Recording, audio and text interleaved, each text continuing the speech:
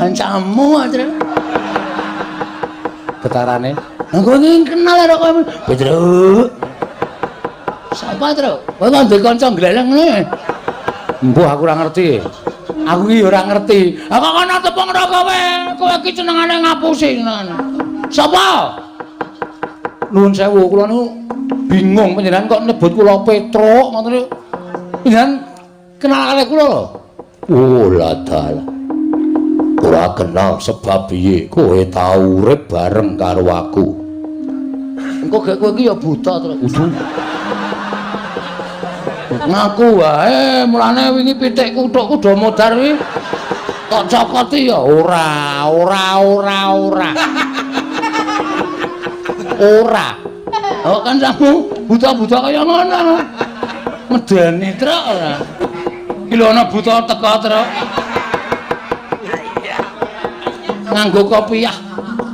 Ya wis ben mengki wae ora. Truk. Aku ora mentolo krungu penangismu mula aku mudhun saka Karang Kawidodaren. Lho. Widodari udu sik to meneng to. Meneng sik. Apa-apa tok saut. Iki ben omong sik, engko ora dhewe jelas, ora apa-apa disaut. Lah kamu nih, aku mudhun saka Karang Kawidodaren. Masa widodari bentuke kaya ngene? Aku didhawuhi dening dewa supaya njaga Karang Kawidodaren saka bangsaning jin diunggahake dadi bangsaning dewa. Jin kok. Oh, wis rasa takoni paham aku. Sapa? Iki nganu iki Jim dan Jum. Jim dan Jum. Era serial TV ora. Sapa itu? Petro Nun. Kowe tau urip bareng karo aku ning jamaning Jim. Sadurunge kowe dijaluk dening Semar, kowe nyegat begal karo Semar. Diduduti awakmu. Kowe mbiyen dudu Petruk ning jenengmu Raden Pecruk. Walah. Begawan Solontara. Iya. Aduh.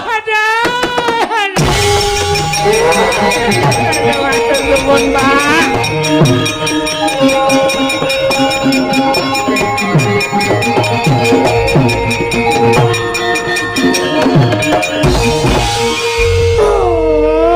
Bapak. Iya.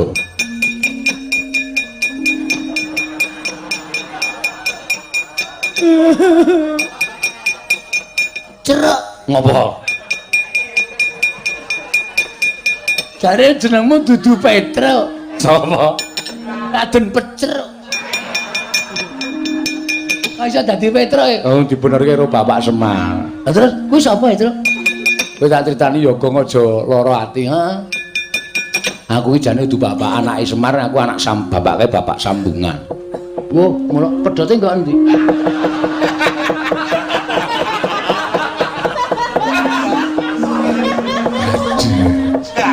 Maksudnya Bapak Sambungan ki aku ki mbiyen dopeni karo bapak. Tegese bapak angkat ki nek carane Jawa Bapak Sambungan. Mengkono. Heeh.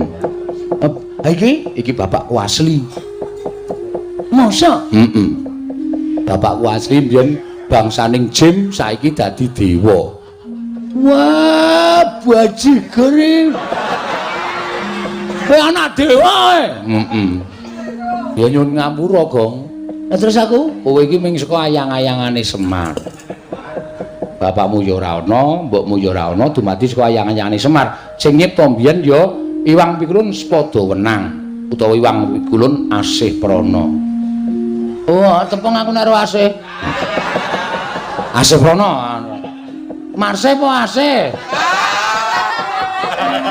Nek Marse tepung aku klawer to. Udu.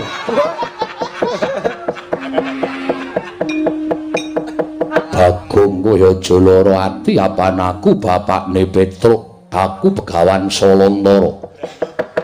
Saiki ngalih jeneng Gandharwa Raja Bali. Weh, lah ora tau pulang. Iya. Gandharwa Raja Bali iki jeneng kok ora tau pulang. Matur suwun Pak, sampean pun ngerti kali penangise ati kula. Petruk, Nun. kaya aja wedi. Ya aja kowe leren nggonmu njaluk Sekar kelemper tangga jiwa Jambu Dipa Nirmala.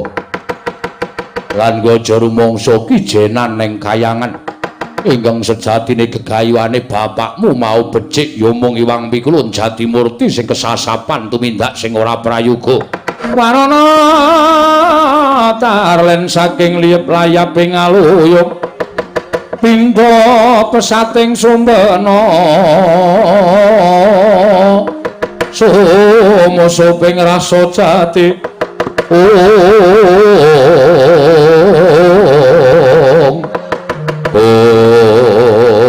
tan kausa manjenipun gubit sanggar sarup Nanagan toko capai mapan repat kepanasan iki ora Petruk kantong bolong semawana kuwi agung.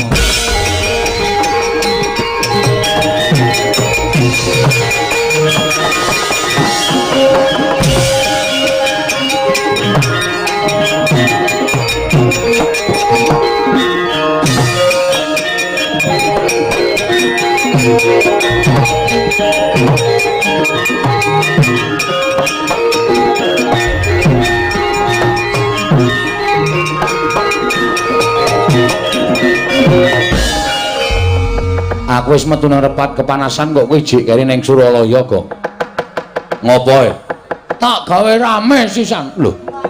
Digawe rame sisan piye? Sinuwun jagat Giri Pratingkah kowe ra kelingan to kendikane.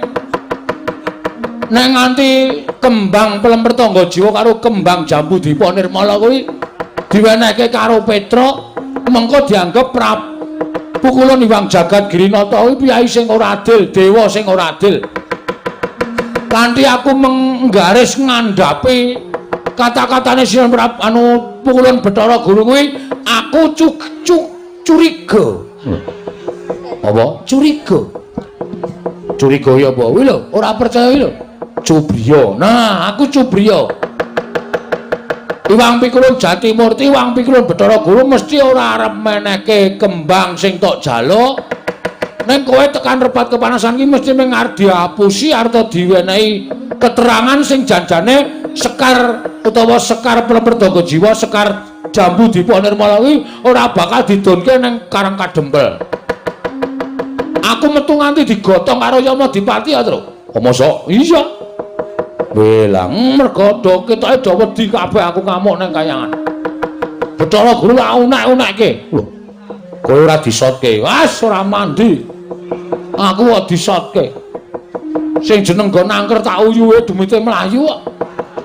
Apa meneh disotke dewa. Ha terus iki titenono mesti dewa-dewa do tekan kene. Nek dewa tekan kene kowe ngati-ati lho, Tru. Nek kowe kon bali aja gelem, bali kena ning bareng karo Sekar Pertangga Jiwa, Sekar Dipa Nirmala. Ya, manut karo kowe le. Ha.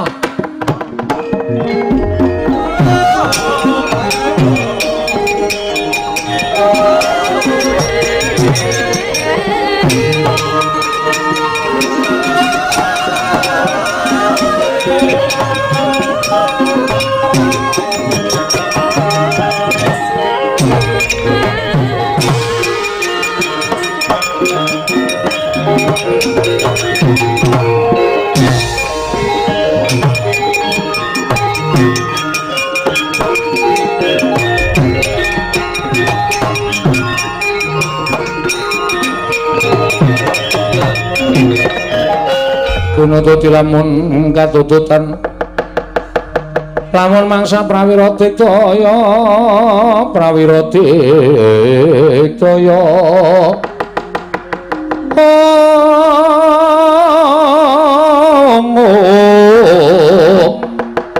Onanggono makawe kelari rawang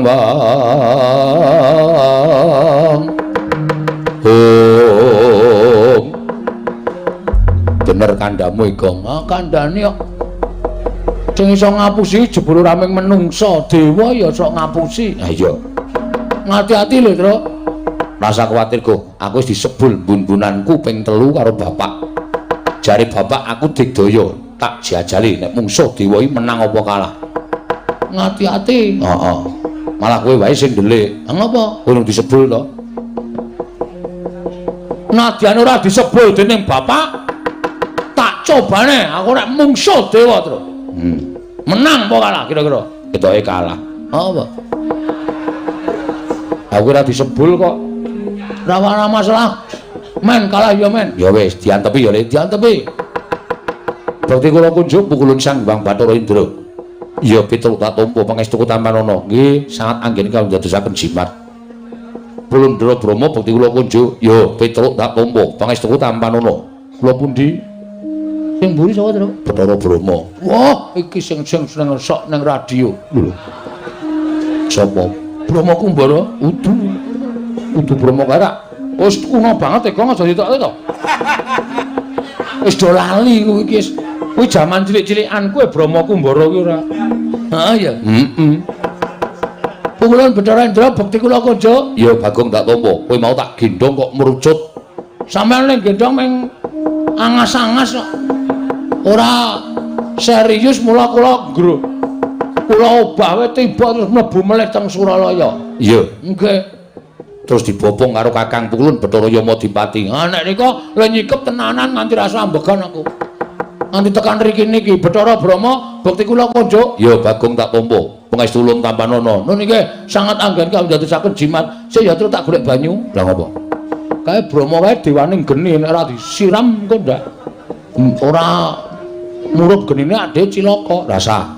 Aku wis jebul mbun aku ping 3. Rasa kuwatir kok. Wigatosipun ngemban dawuh timbalaning Wang Pikulun Jatimurti ya Rama Pukulun Sang Hyang Jagatnata. Petruk dina iki kowe kon bali. Ngandel ora. Terus Sekar Pertangga Jiwa, Sekar Dipanirmala ora bakal diwenehake marang kowe. Merga kuwi kembang kayuwangan.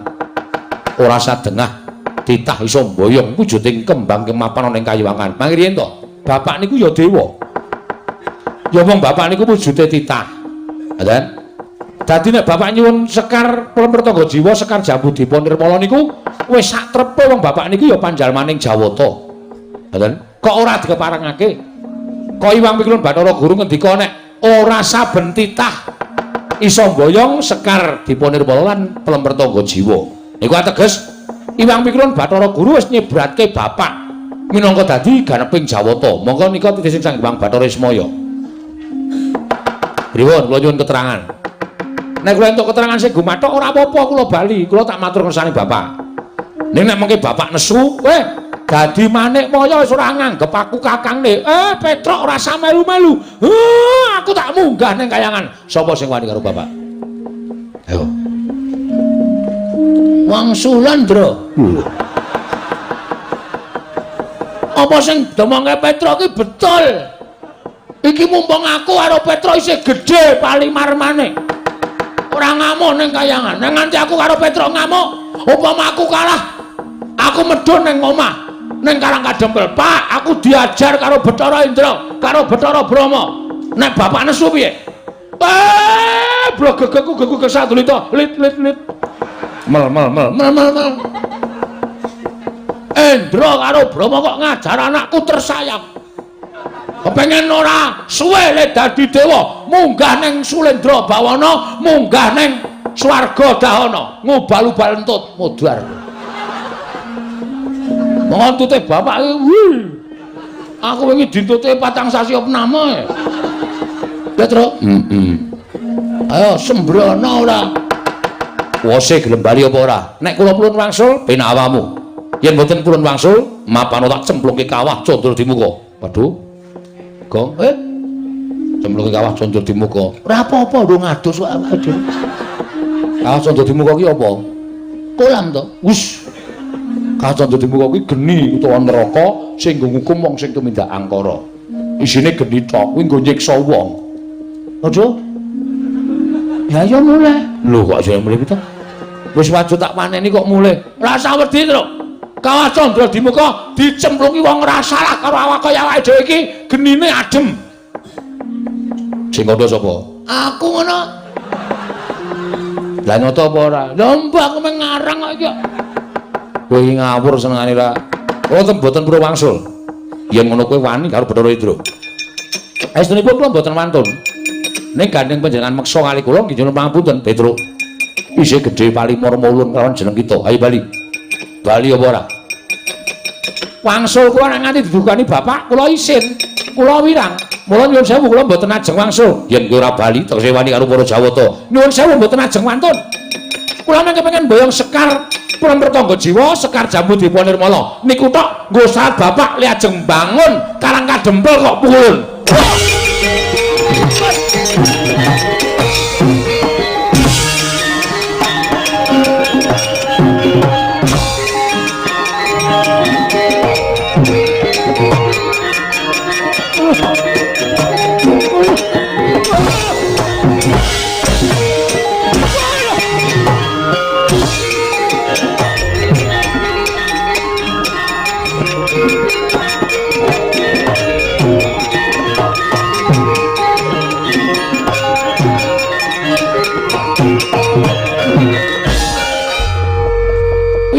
Jare wis disebul ndase. Oh, Kang. Wah, Semar ki ngapusi. Semar ki biasane sok omong ngono lho. Gedhekke atine anak ning jane ora ana apa-apane. Ha jare wis disebul sirahmu, kowe iso digdaya ngungkuli dewa. Ha dantem becara entro kok. Aduh, mati aku. Ojo gedrewasan aku mati. Ha piye kowe? Kok aku sing ngrasake lara e. Wah, wis. Ya mulai ya ajare Semar. Lah ngopo? Ngapusi kok. Nyatane musuh dewa ya kalah kok. Kok tendangane. Aja kok kae bapak kok. Bapak piye? Ha terus piye njaluk bantuane sapa? Wis. Ha kowe? Terus. Kowe wis sing disebul Semar wae. Aduh mati aku. Apa meneh aku sing urung disebul? Diantem pisan iso almarhum. Oh ya, nganggo pikiran kok nek omong ki. Aku ora nganggo kekuatan apa-apa kok kon mungsuh para dewa iki terus maksude piye? Petro, aja mlayu.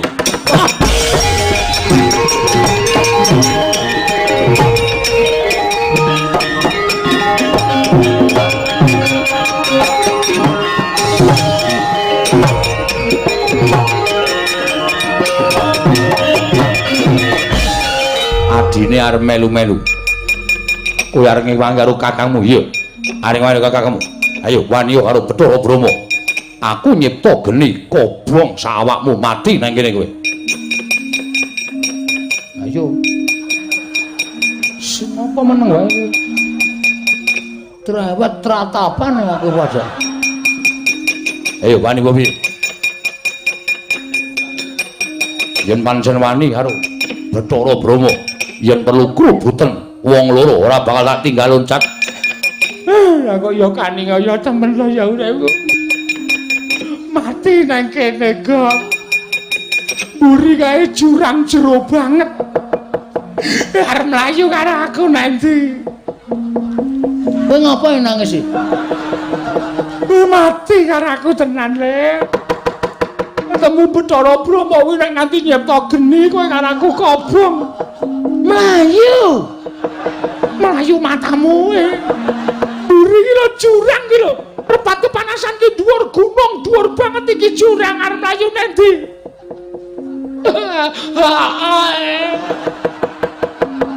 Nek kowe yo nangis. Yen pangapunten Bu kula. Kula sing nyunaken pangapunten Petro. Bali ora? Bali pripun? Mboten wonten dalane. Bali liwat papan utawa dalan sing bener. Kandha karo bapakmu Siwa Semar aja ngarepake Sekar Jambu Dipa Nirmala lan Prampertangga Jiwa. Walah. Iki dhewe tekan omah isih dunek-unekke bapak lho. Ya nek mung dunek-unekke. Nek diunek-unekke nganti kaya ngono kae monggo bapak ki nek ngunek-unekke santen-santen. Bagong Petro anak kongkon rang rampungi. Wis tak kandhani to nek aku ki kakangne Bathara Guru, kowe rono ki kowe sowan Pak Lek. Pak Lek Bathara Guru njaluk ya sing apik-apik. Bali tekan omah ora entuk gawe. Gabrak apa anak kaya ngono. Cemarak cangkeme ngono kuwi ya. Mesti lara-lara aku. Iya iki nggih pun Mbah. Mbangane kula wangsul tekan omah ming diunekke bapak. Wis gong modar nang kene ra apa-apa le. Mati caloro diwujudi ya le. Ora apa-apa wis. Anakku cilik-cilik terus. Ora apa-apa, kowe ninggal anak wis gedhe-gedhe gek bojomu lempoh. Bojoku ayu wae. Ditinggal ya mane-mane man. Mane-mane degomu mlocok ora. Kuwi senengane kowe mati penak das utangmu akeh. Oh, ayo ngamati aja. Lah witekno wis ora ana dalan. Wis kowe karo aku manut wae kok. Dikapak-kapake manut waton pasrah wae. Kene marganing Pati. Yen maneris manut perkara engko bapakmu ora trima perkarane karo Kanjeng Rama Pukulung Jatimurti sing wigati anak-anake. Wis wani gawe geger Suralaya. Keluputane titah sing wani gawe geger Suralaya mung wajib dihukum cemplungke kawah Candra Dimuka. Ing kene marganing patimu kowe Panakawan Petruk.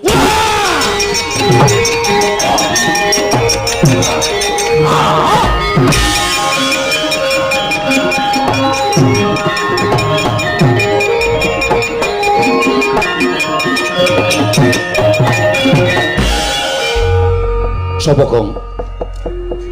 Kancamu po?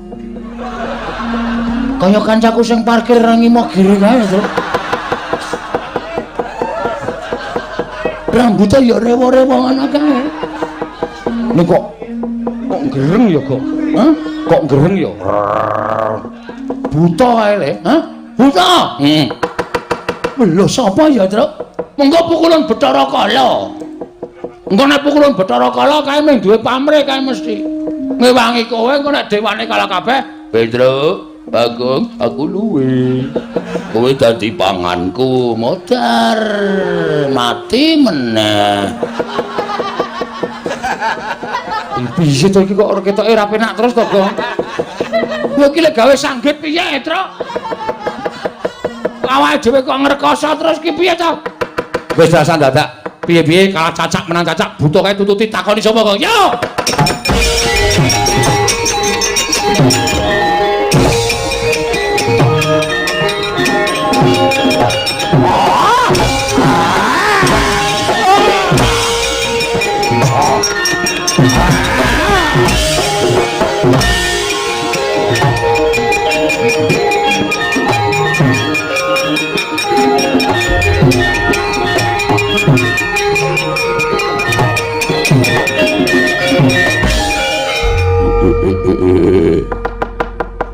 Petruk. Kancamu, Tru. Getarane. Aku iki kenal karo kowe. Petruk. Sapa, Tru? Kowe kok ndek kanca gleleng ngene. Mbuh aku ora ngerti. Aku iki ora ngerti. Kok ana tepung ora kowe? Kowe iki senengane ngapusi ngono. Sapa? Nuwun sewu, kula niku bingung panjenengan kok nyebut kula Petruk ngoten niku. Panjenengan kenal karo kula lho. Oh ladal. Ora kenal sebab piye kowe tau urip bareng karo aku. Engko gek kowe iki ya buta terus. Ngaku wae mulane wingi pitikku tok kudu modar iki. Kok cokoti ya ora.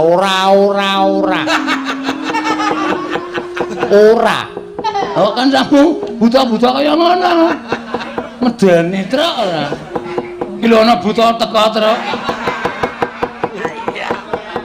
Nganggo kopiah. Ya wis ben mengki wae ora. Truk. Aku ora mentala krungu penangismu mula aku mudhun saka Karang Kawidodaren. Lho. Widodari kudu sik to meneng to. Meneng sik. Apa-apa tok saut. Iki ben omong sik, engko rak dhewe jelas ora apa-apa disaut. Lah kamune aku medhun saka Karang Kawidodaren. Masa widodari bentuke kaya ngene.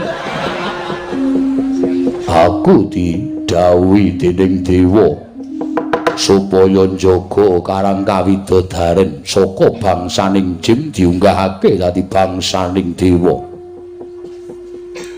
Jin kok. Oh, wis rasa takoni paham aku. Sapa? Iki nganu iki Jim dan Jum.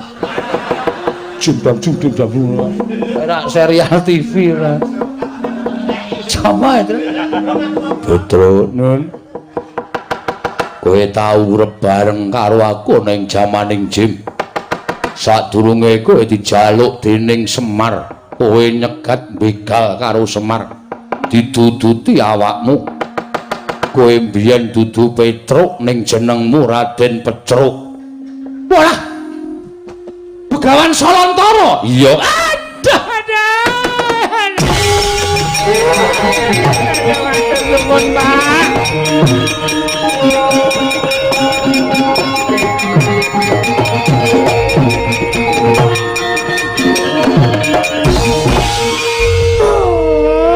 Bapak. Iya.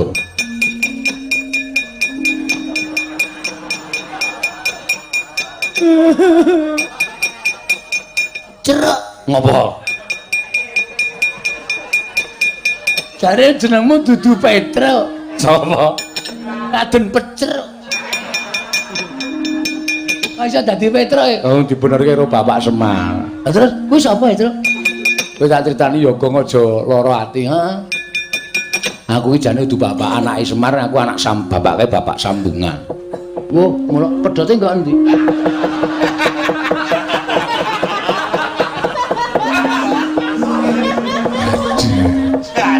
Maksudnya bapak sambungan ki aku ki mbiyen dopeni karo bapak. Tegese bapak angkat ki nek carane Jawa bapak sambungan. Mengkono. Heeh. Iki bapakku asli. masa? Heeh. Bapakku asli mbiyen bangsaning Jim, saiki dadi dewa. Wah, bajigur. Kowe anak dewa e. Heeh. Ya nyun ngapura, Gong. Lah terus aku, Kowe iki mung saka ayang-ayangane Semar. Bapakmu ya ora ana, mbokmu ya ora ana, dumadi saka ayang-ayangane Semar. Sing nyipta mbiyen ya Iwang Pikulun Spada Wenang utawa Iwang Pikulun Asih Prana. oh, tepung aku nek asih. Asih Prana. Marse po asih? Nek marse tepung aku klawer to. Uduh.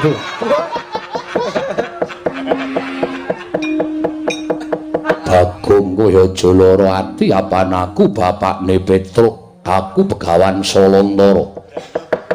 Saiki ngalih jeneng Gandarwa Raja Bali. Weh, ora tau pulang. Iya.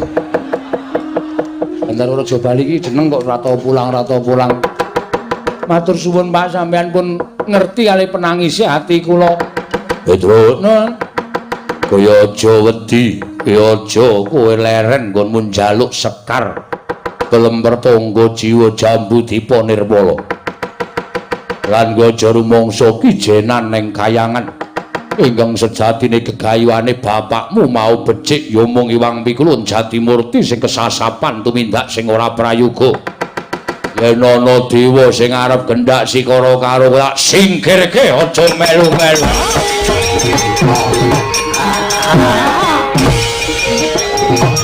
Ayo, aku mata, saya mata nanging padha. Ayo, tunggal rekane adik. Andek monong sia-sia arep Petruk. Ayo kene ayo. Ayo 3.000 entuk anduk. Rumangsane nyepelek karo Panakawan Petruk. Gleleng. Temu bapak nih. Iya. Wah, dewa iki aja tak sumbari. Dewane pirang-pirang, bapakmu lagi ngladeni dewa siji, ya mula dipati nganglang jagat. Ayo, slebdul modar. Nek ra prayirna, Bagong iki nek ngomong sok nyemelangi ora. Aku ki mek ngomongi kok ora.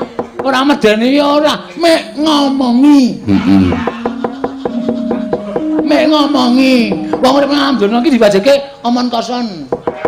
Omong kosong ora. Ayo delok bapakmu lek gret kae tru. Ya, wah, ayo kaya ngono kok. Ah, dewa bubar mawut ra karo-karoan galuh. Wah, seneng. Ayo.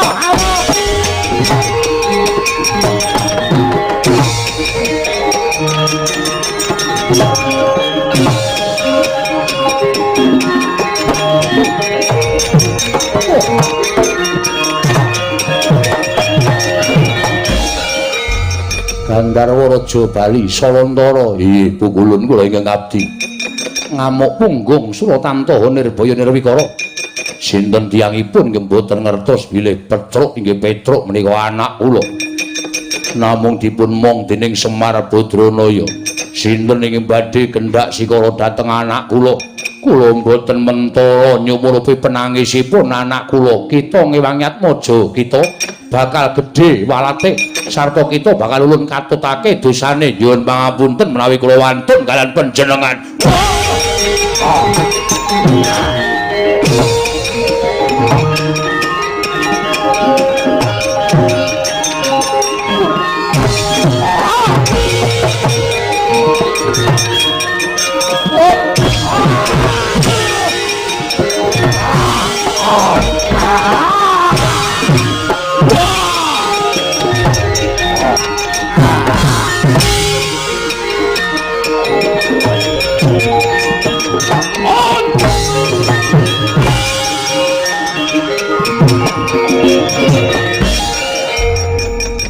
Salantara pukulun Yamadipati ya kowe ngorak-arik para dewa ora minggat jebul nyawamu mangsa bisa nglawet tinjung akhirat nyawamu monggo Gatri Medjaya dateng pun Bandarwara Jawa.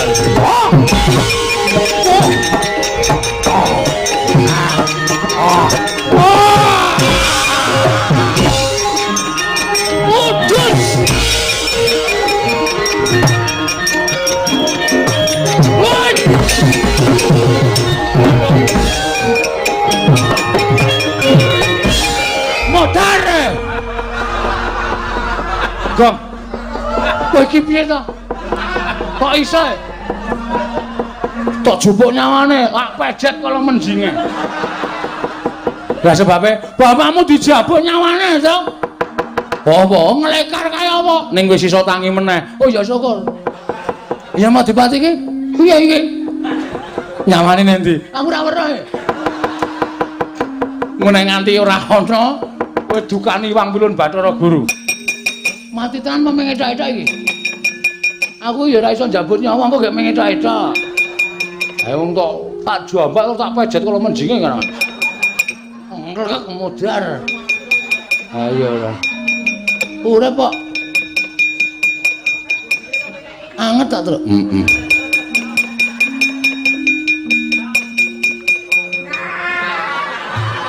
Aduh, oh urip. Bagong ngetan. Tangan enek-enekke. Genah mules mbok yakin. Aja kok diplintir. Kuwi iki kena sithik wae wetenge larane ra jamak-jamak. Wah, lancar. Waduh.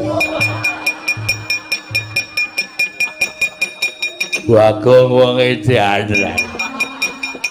Wah, lancar. Kena setute larane rasa kok diplintir padake gawe ntonto woi adalah wah kayanganmu rahmat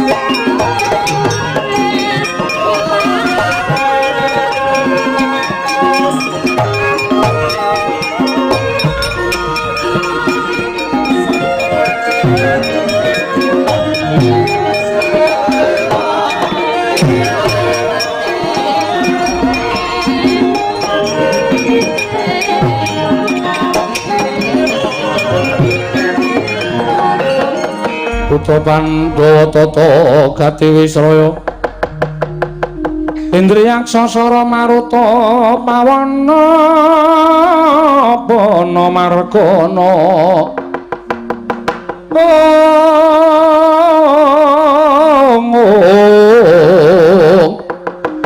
samirana lan warayang wisikan magulingan limo kencang warudaya pak pong buk bolong kali cedhe sapa sing gawe Gandara Raja Bali wonten dawuh Pukulun lah kok dadi kowe mbelani karo Petruk akeh sangjaning para Jawata Widodara Widodari padha nungsang kuyang numbuk bentus padha golek papan pendelikan awit wedi kelawan pengamu ing Salantara iya manah kula namung boten mentara kula mireng dhateng penangisipun anak kula pun Petruk anggenipun dipun sikara dening para dewa wekasan kula kedah mandhap lan belani dhateng anak kula ya bener sing jeneng arep netangi kamurkaning wong lanang kuwi siji rusuwana bandane angka loro rusuwana bojone angka telu rusuwana anake wis bakal muntap inggih mula ra jeneng mokal Petruk kuwi atmaja kita. Petruk kuwi anak kita. Inggih. Petruk kuwi anakmu, mula ora jeneng mokal yen to kita mbailani karo Petruk Kantong Bolong. Ya mong ngene ya. Gandara Raja Bali aja nganti kawanguran Iwang Jatimurti. Sabab yen to nganti kawanguran Iwang Jatimurti, kita mengko bakal nampa pidana saka Iwang Jagadgiri Pratingkah. Inggih, ulun. Sartane Petruk Kantong Bolong apa dene Bagong? Kita baliya marang Madyapada ulun jarwani jati ning lelakon penemune Iwang Pikulun Jagadgirinata wong atua kita bakal ngembari marang panguwasaning para dewa kuwi mau wis tak klerokke nanging ora diagem apa kang dadi atur ulun lah iki saya ngombro-ombro pakartine Iwang Jatimurti bakal mudhun ana ing jagat bakal sak pejagong lawan bapakmu mula mongko perkara ala becik bener luput men ditanggung karo bapakmu perkara iki men dilakoni dening Iwang Pikulun Jatimurti apa dening bapakmu Semar? Oh, ngaten Bu Kulun. Ya. Wis ngono wae ya. Salantara kita bali marang kewajiban kita. Petruk ben bali marang Marcapada, bali marang Karakadempel. Oh iya, ngestaken dawuh. Ya monggo tak kandhani ya Petruk supaya bapakmu kinan prayitna ngati-ati marang tingkah lakuning kadange dhewe ya kuwi Iwang Jagadgirinata. Nggih, ngestaken dawuh Bu Kulun. Wis ngono wae. Ulun kondur makayangan sembah kula ingkang ndherekaken Jengkar Paduka sembah kula ingkang ndherekaken Jengkar Paduka pulun ya wis karya slamet ya Petruk bali ana Marcapada nggih ngestakaken dawuh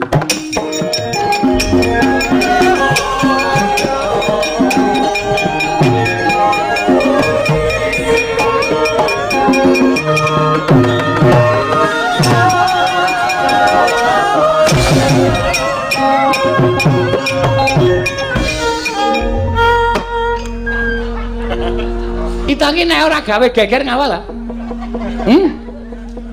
Napa iki, Gong? Jarine tak tarani Rafia e. Mula mabur tiba neh. Wah, trondolo tenan. Dewa kok digawe wirang. Ulun ki pujaganing dewa lho, kok setute ditaleni Rafia. Mula mabur kok bali medun meneh. Oh, upama udu jeneng kita. Dadi apa kita? Dadi wong. Kurang ajar ta iki. Gong wis Gong. Mengko gara-gara meneh. Kowe pedhot dalan ki terus angel eling ngangkat truk. Ayo pokoke wis iki wis ngono wae gur talene ajar kowe.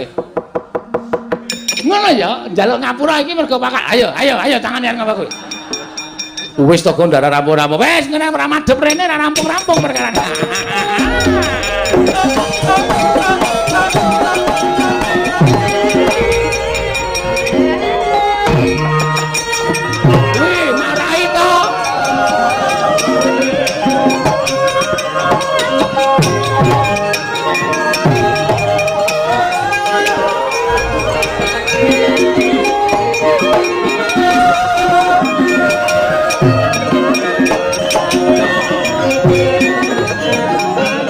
Putra Pandhawa tata gati Wisraya Syong nyomawingis-wingis tuta mangolir gua sela mangling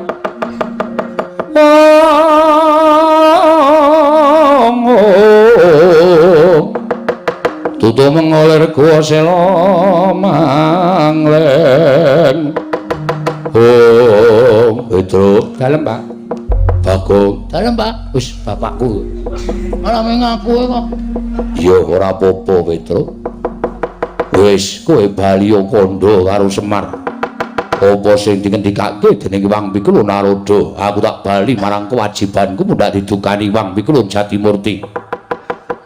Sing napa malih nggih Pak ketemu kalih kula niku kangen kalih Bapak. Sok yen ana sing njaluk lakon Semar bangun kayangan Petro. Wah, kok malah diomongke lho. Liya dina mesti ketemu mbuh pirang abad, pirang atus taun meneh monggo aku iso ketemu karo kowe Petro.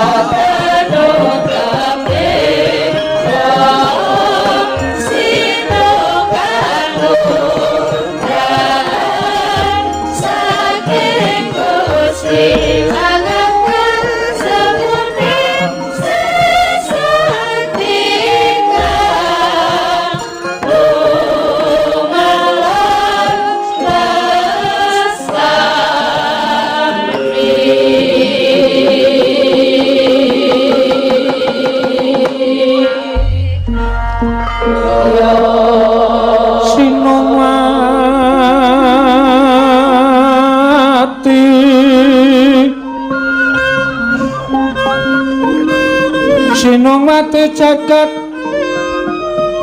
nari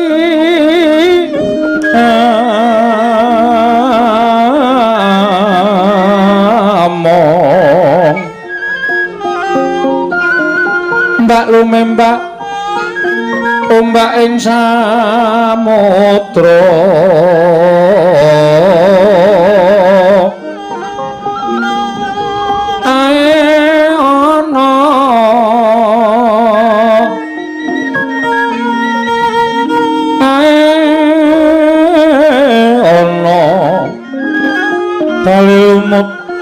amra kanggeng bawita denceng-dencengan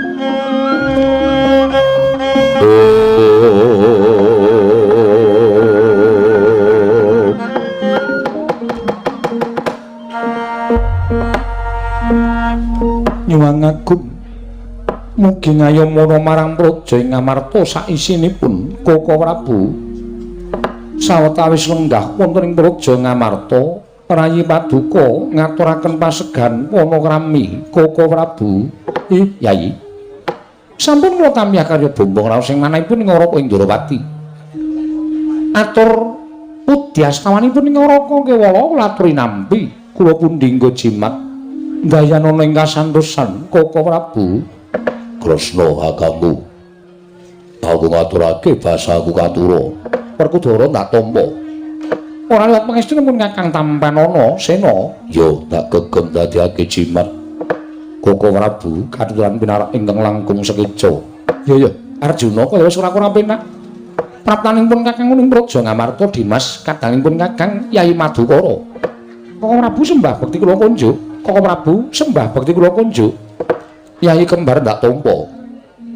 Ora liwat pangestunipun Kakang Kebat Tampanana. Iki kula pun dinggo jimat. Niki kula pun dinggo jimat arepe Koko Prabu. Yai. Sumengko anggenipun ing Ngaraka ngabiyantu ngesuk paduka Yai Prabu jumbuh. Kalanawala ingkang sampun kula tampi bilih kelenggan sak mangke. Paduka Yai Prabu kepareng amiji sowanipun ing Ngaraka Indrawati. Wonten menapa Yai? Mugi hamba barang ingkang sejati tumrap ingkang Ngaraka Indrawata. Kula nedya midhangetaken ingkang tetela sabda pangandika paduka Yai Prabu Ngamarta. Koko Prabu wonten timbalan. Wale-wale menapa? Estunipun anggen kula ngrawuhaken paduka Kanjeng Koko Prabu amboyongi wonten praja Ngamarta. Sayekti namung badhe nunjuk atur menapa Koko Prabu sampun ngawuningani dhateng pawarta ingkang sampun sumebar warata babagan menapa mboten sanes kejawi namung Kakang Semar Badranaya inggih panakawaning Ngamarta wulu cumbuning para Pandhawa umbiyaing kathah aturipun para kawula sami leraosan bilih Kakang Semar Badranaya nedya miwiti ambangun desa utaminipun Karang Kadempel. Koko Prabu nyatanipun Kyai Semar minangka dados pamomonging para Pandhawa. Bebasanipun Pandhawa sakmangke saged mukti ngawibawa Nyakrawati mbau dendha wonten ing praja Ngamarta menika ugi krana panggula wentahing Kyai Semar Badranaya.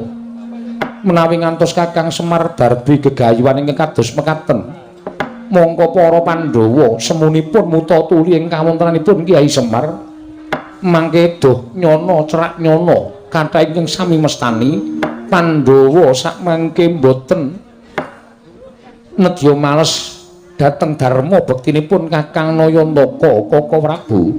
Yai pangandika paduka mekaten menika kala wau apan kepara nyata lan saestu Linadan Semar menika namung derajate ngaceplik. Semar menika namung Panakawan nanging ageng lelabetanipun tumrap para Pandhawa mila. Menawi wonten krenteking penggalih Paduka Kyai Prabu nedya amba bantu dhateng Kyai Semar Badranaya.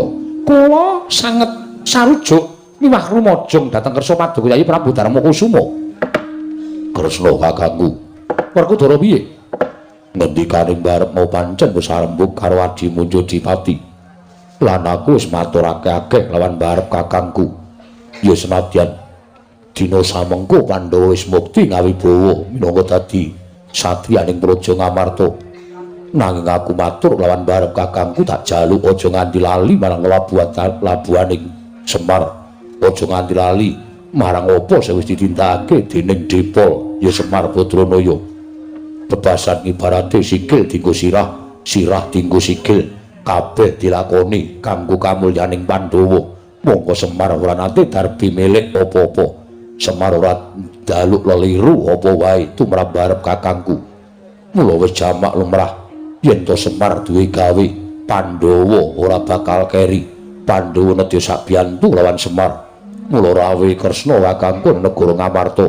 Sejatine wong bakal dikanthi dening barep kakangku. Tedhak marang Karang Kadempel.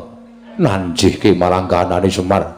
Yen pancen Semar butuhake Prabeya, yen perlu aja metu saka Semar. Nanging Werkudara Janaka kembar sago nambak kekurangane Semar. Mari bakal bangun desa mau. Kresna kakangku.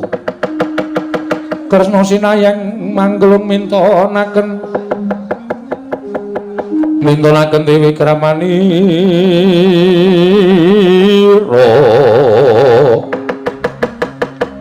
kang mimitiran ning asta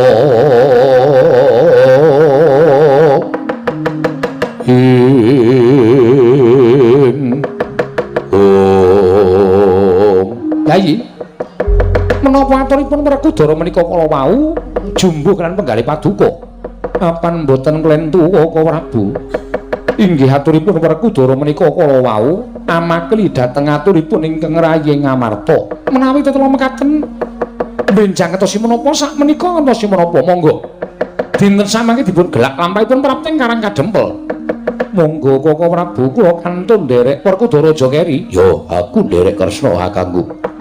Semono Janaka luwe-luwe siadi aja nganti keri. Sabab Semar lan anak-anak iki ora tate pisah lawan Arjuna. Kaka Prabu menapa ing dados dawuh Paduka badhe nglestaken. Negara Sedewa Ayutuna tindak ing kadang kuwi Ngamarta. Prapta ning Karang Kadempel suwawi Kaka Prabu kula dherekaken. Monggo Kaka Prabu kula dherekaken. Monggo Kaka Prabu serangan kangge ngrayi Ngamarta. Werkudara. Nggih. Yen ora nitih kreta utawa titian liyane Yai Darmaji gendongen supaya enggal prapta Karang Kadempel.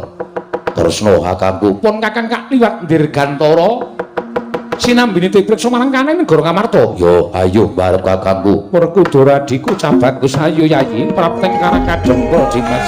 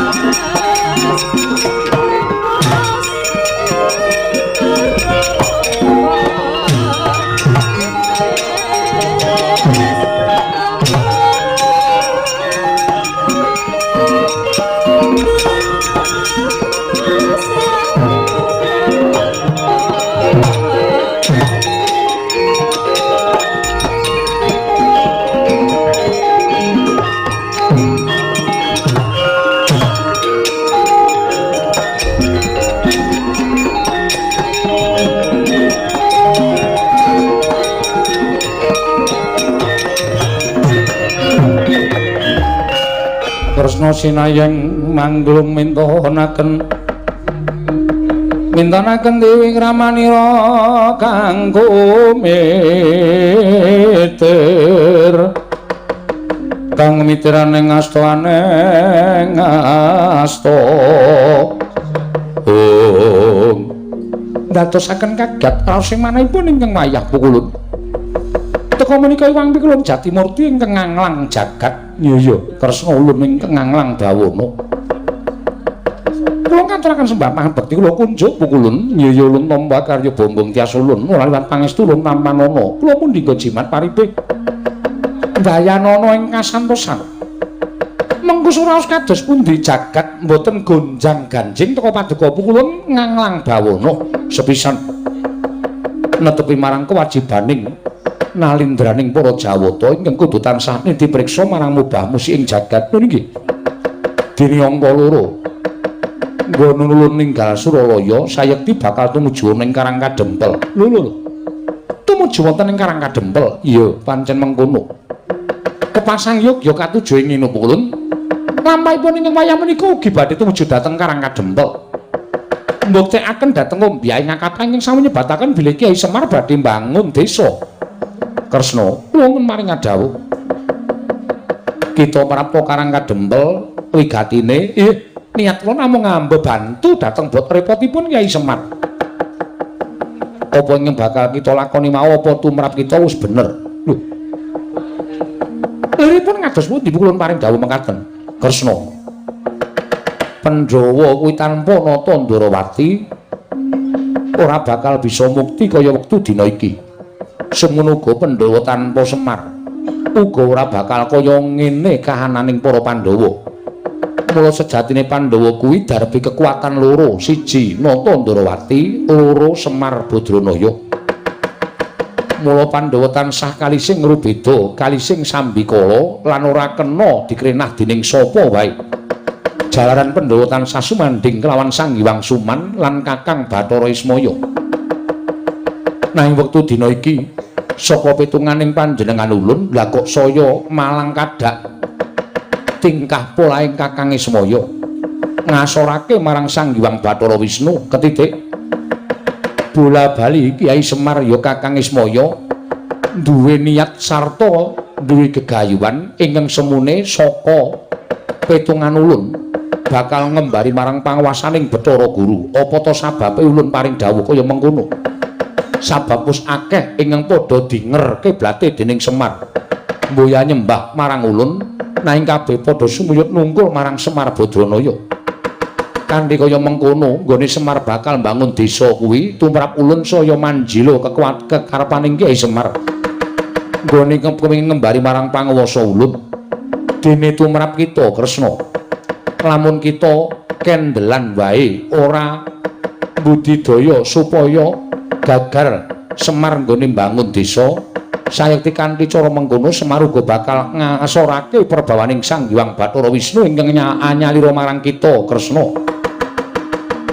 lamun saya suwe saya sewe saya menjila kekuataning Ismaya tan wurunga Pandhawa saya sumuyut marang Ismaya ing kono Wisnu bakal ditinggal dening para Pandhawa yen Wisnu ditinggal dening para Pandhawa banjur apa kewajibaning Wisnu tanana liya kejaba mung mranata jagat mongko kita mranata jagat andung katetreman ingkang minangka dadi cucuking jemparing sarta lakune ya para Pandhawa yen Kresna kelangan para Pandhawa bebasan sarah mungguing lautan wastra lungset ing sampiran ora ana gunane apa-apa Nata Ndarawati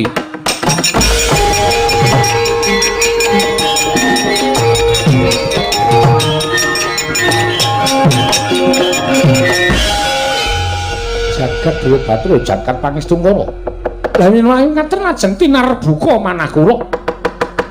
Jebule ngemesinipun kula menika mboten nambah bantu dhateng Kyai Semar ingkang saya dangu badhe ngasoraken perbawanipun Nata Ndrawati. Lah yen wis kita eling ulun melu seneng. Lajeng salajengipun kados pundi Bu Ulun?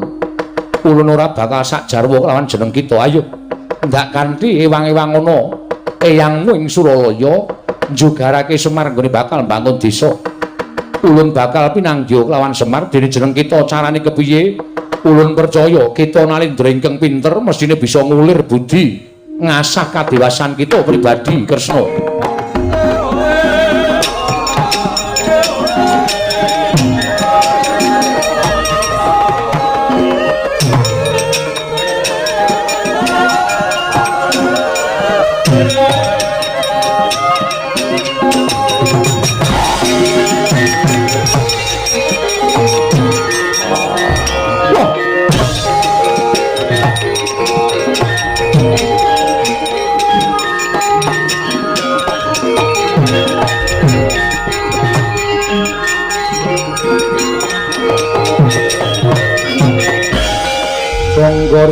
Jonggoring tutuk mengolir kuwasela manglen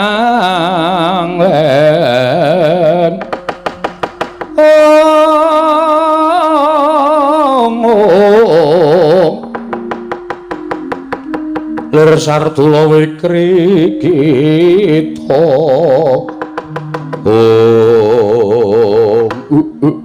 latala kaya dijajal karo Iwang Pikulun Bathara Guru. Caramu piye Kresna mbok menawa kowe bisa ngulir budi ngasah kadewasan? Ulun ora bakal nuntun kalawan karep kita ya. Hak betung-betung bener apa ngendikane Iwang Pikulun Bathara Guru lha kok dadi tekan semono niate Semar Badranaya. Nggone tansah kepengin golek rai ana ngareping para Pandhawa. Oh, ladal. Aku ingkang bakal gawe rusak ana ing Karang Kadempulaja kelakon kasembatan penjang kamu Semar.